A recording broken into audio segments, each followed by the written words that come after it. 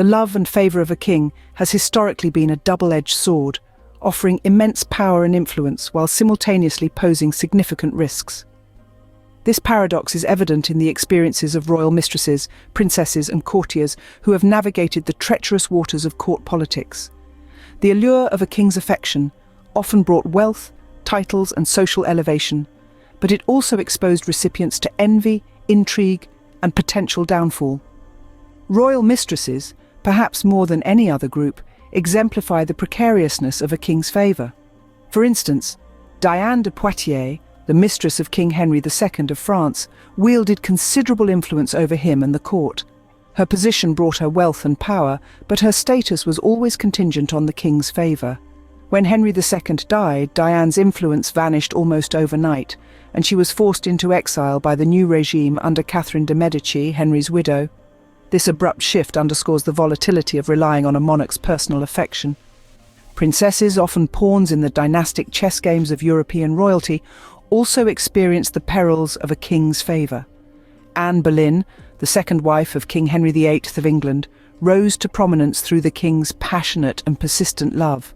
Her ascent to queenship came with significant political and religious upheaval, leading to England's break with the Catholic Church. However, when Anne failed to produce a male heir, Henry's affection turned to disdain, culminating in her arrest and execution.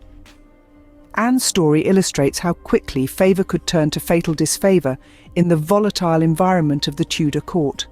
Her daughter, Princess Elizabeth, who would later become Elizabeth I, also fell from favour during her mother's downfall. As evidence from primary sources like letters and state documents show, Elizabeth was declared illegitimate and removed from the line of succession, showcasing the precarious nature of royal favour even for the king's own children. Courtiers, those closest to the king in his daily life, also found the king's favour a dangerous gift. Thomas Cromwell, a chief minister to Henry VIII, enjoyed immense power due to the king's trust. Cromwell orchestrated the king's divorce from Catherine of Aragon and subsequent marriage to Anne Boleyn.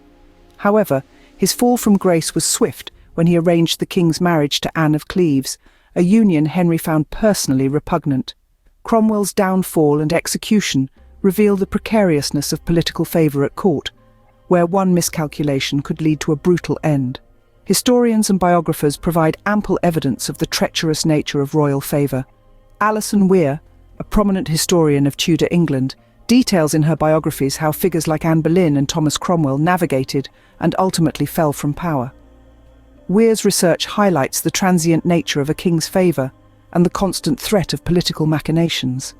Similarly, Antonia Fraser's works on the lives of mistresses such as Diane de Poitiers and Barbara Palmer, a favourite of Charles II, showcase how these women's fates were intricately tied to the whims of their royal lovers. In examining these historical examples, it becomes clear that the love and favour of a king were coveted yet perilous gifts. The stories of mistresses, princesses and courtiers who experienced both the heights of royal favour and the depths of its loss reveal the complex dynamics of power at court.